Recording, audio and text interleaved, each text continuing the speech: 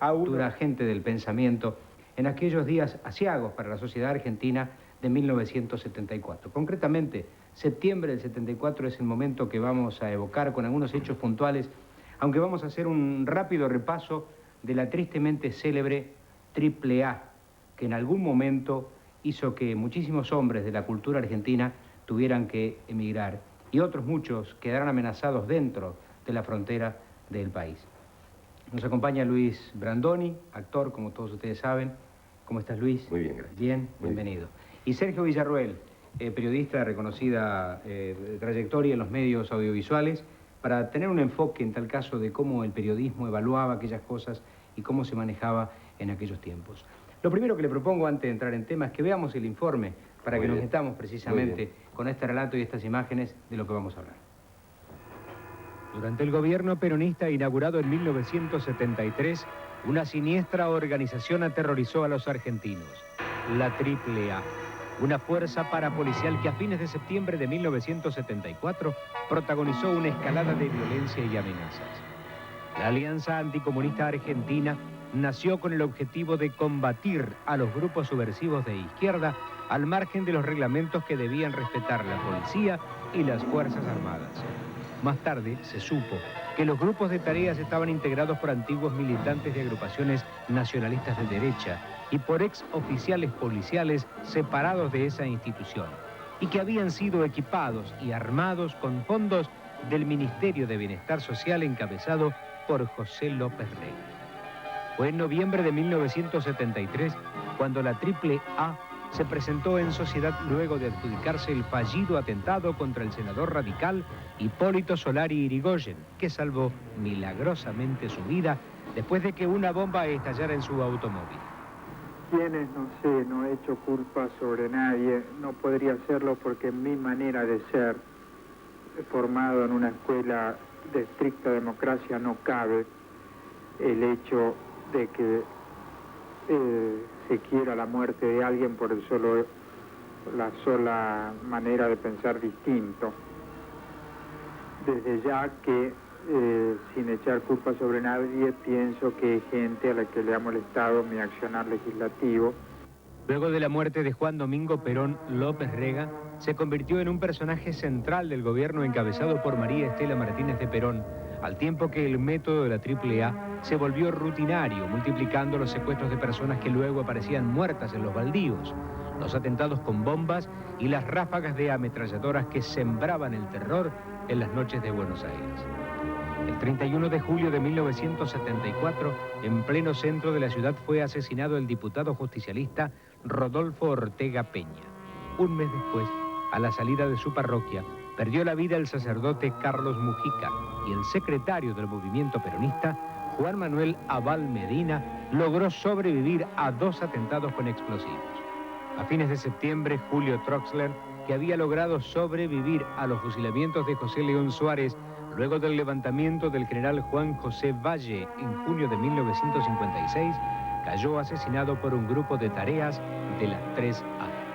El 27 de ese mes, a solo 10 cuadras de la Casa de Gobierno, varios individuos ingresaron al domicilio del profesor Silvio Frondizi, hermano del expresidente Arturo Frondizi. Destruyeron su estudio, lo secuestraron y poco después su cadáver apareció acribillado en los bosques de Ezeiza. Ese mismo día, un comunicado publicado en los diarios con la firma de las 3A conminó a los actores Héctor Alterio, Luis Brandoni y Norman Brisky y a los cantantes Horacio Guaraní y Nacha Guevara a abandonar el país en 72 horas bajo amenaza de muerte.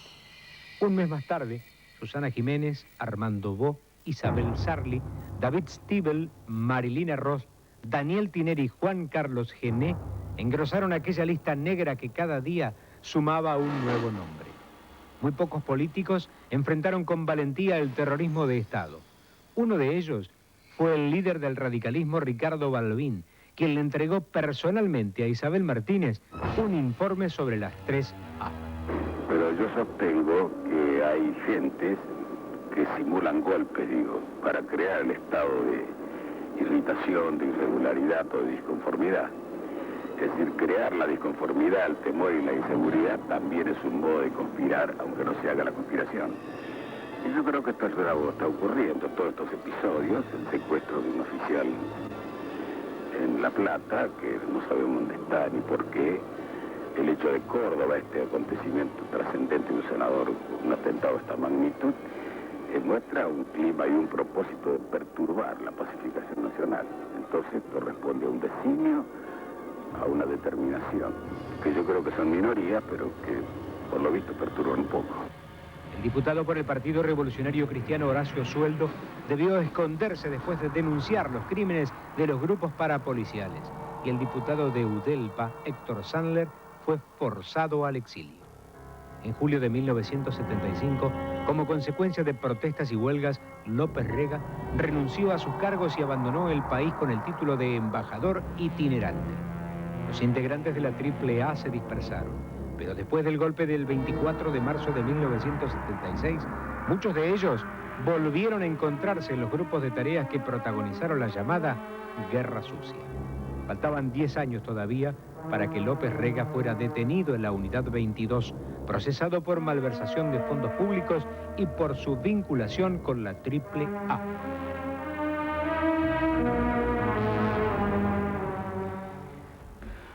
Beto, no sé, imagino que por ahí te aparecen recuerdos que a lo mejor quisieras olvidar.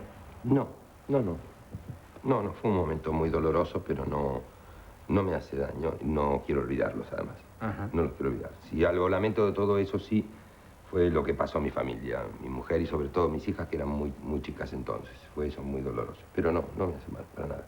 Creo que es necesario recordar esto para que no nos vuelva a pasar. No había alternativa. No, yo traté de resistirme, yo era secretario general de la Asociación de Actores en ese momento. Hice lo posible por quedarme, pero realmente la vida se hacía imposible. Mi casa era una romería, yo estaba por estrenar un espectáculo de teatro en el Lift, no se podía estrenar, en la Asociación de Actores nada funcionaba, en fin, estaba todo muy alterado y había peligro real. Recordaba a través del informe que justamente el día que matan a Silvio Frondizi, había en nuestra sede de la calle Viamonte una reunión donde asistieron más de 500 actores a propósito de estas amenazas y bueno, fue un oficial de policía quien nos informó que acaban de matar durante el día a este hombre. De manera que era muy difícil sostenerse aquí y bueno, y finalmente creo que fui el último en salir. Creo que en 4 días me fui. En 4 días. Después vamos a hablar de qué país elegiste y qué pasó en esos 4 días. Sergio, el rol de periodismo por aquellas horas también de alguna forma acotado y amenazado. Hay que recordar una cosa que es fundamental. Los canales de televisión habían sido privados hasta unos meses después que asumiera el gobierno justicialista del 73. De Cámpora. Exacto. Se vencieron las licencias y claro, todo el mundo esperaba qué medida tomaba el gobierno. Sí, se hacía cargo de los canales y prorrogaba las licencias y se optó por un camino intermedio. Hubo un acuerdo entre los propietarios de las empresas propietarias de los canales y se nombraron interventores de la misma empresa. Es decir, la estructura quedó tal cual, los canales seguían siendo manejados por las mismas empresas, no se modificó nada, hasta la muerte de Perón. Cuando muere Perón cambia todo, porque el poder pasa absolutamente en manos de López Rega. Claro, que es el país al garete, ¿no? Antes de 4 días asaltaron los canales, pistola en mano, y se acabó el interventor y se acabaron todos los gerentes y las reglas de juego internas estaban totalmente adosadas al estilo que se empezó a vivir, al clima que se empezó a vivir. Y sobre estas cosas que pasaban, directamente no se podía informar. Simplemente se daba en los noticieros de la tarde, por ejemplo, el caso de Silvio Frondizi, un título con una acotación: fue encontrado muerto en Bosque de Seiza. Ni una palabra más. Ni un solo detalle. Ni siquiera la posibilidad de una investigación periodística, ni un relevamiento de las últimas horas del protagonista. Nada, absolutamente. Los canales no, estaban todos en manos del gobierno. ¿Qué país elegiste, Beto? Elegí México. ¿Por qué? Porque tenía un amigo, un gran amigo mío, Patricio Henry, compañero de la Colimba, a quien yo había visitado 1 año y pico antes y sabía que me podía recibir en su casa.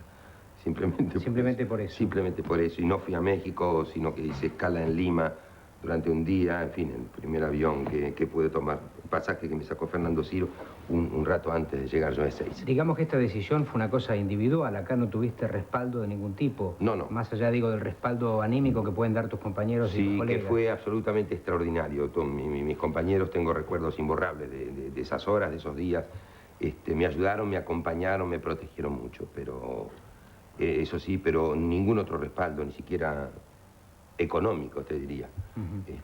A la casualidad... Quedé con deudas cuando me fui, que por cierto las pude pagar. En la misma fecha, creo, horas antes o después de Luis, se fue Alterio, ¿no? No, Alterio no se fue, porque Alterio estaba en España presentando La Tregua en el Festival de San no pudo Sebastián. volver. Lo que Y pasa ya no volvió. es que yo recuerdo este episodio porque yo estaba en España cuando Alterio ya no podía volver. Yo me fui a cubrir la revolución aquella famosa de los claveles rojos de los portugueses, ¿te acuerdas? Ah, sí. Y venía el 12 de octubre. Entonces me pidieron que me cruzara a Madrid para ver la celebración del 12 de octubre en Madrid, relación con Argentina. Y estaba Héctor ya condenado, que nos encontramos de casualidad en la calle, y los 4 o 5 días que estuvimos juntos, que estuvimos ahí con el camarógrafo, etcétera, lo pasamos con él, que estaba en un estado anímico. Deplorable, porque había quedado la familia del Alterio. Había quedado acá. Sí, no te digo, estaba él solo. se fue a presentar La Tregua a San Sebastián y ahí se enteró de esta amenaza y ya no volvió. No fue el caso de Nacha y de Guaraní y de Norman, que se fueron 2 días después de recibir la amenaza, 2 días antes que yo. ¿Vos imaginabas entre los planes y entre las dificultades y la imposibilidad de trabajo y todo lo acotado que ideológicamente se estaba por aquellos tiempos, pensabas que en algún momento estaba la posibilidad de que te fueras o no? ¿O En el fondo de mi alma yo pensaba que era bastante posible que me tocara.